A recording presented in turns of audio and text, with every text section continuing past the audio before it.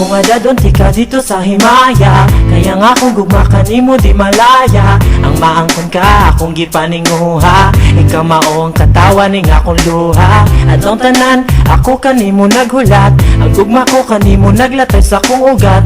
Unta nga hatagan nimo higayon, nga imo nang tubagon ng akong giingon. Para nimo itugyan ko ang tanan, dawat tanan ning gugma ko kay nagpaabot ra ko.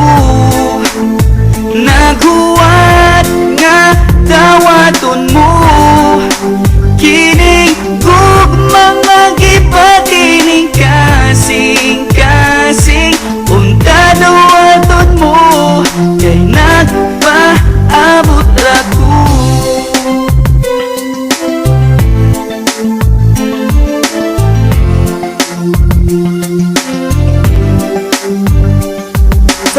Sa panahon nga naglakaw ang mga adlaw, nilabay ang katuigan, gipaabot mo ikaw ning kalibutan kung layo ka na. Grabe na kami nga may pasigurog kalag ko kay pwede pa kong muduaw. Lapas pa ni panumduman ang ato ang panaguban, pamuton yapon ti ka bisag daghan ako og uban. Dihang ikaw mi palayuan dughan naghuot, nag-abot ang akong luha buo sipunog singot.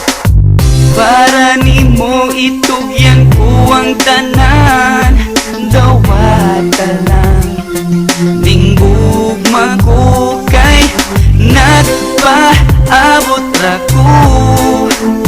Naghuwat nga dawaton mo, kining gugma nga gipatining kasing-kasing. Unta dawaton mo kay nagpaabot ra ko.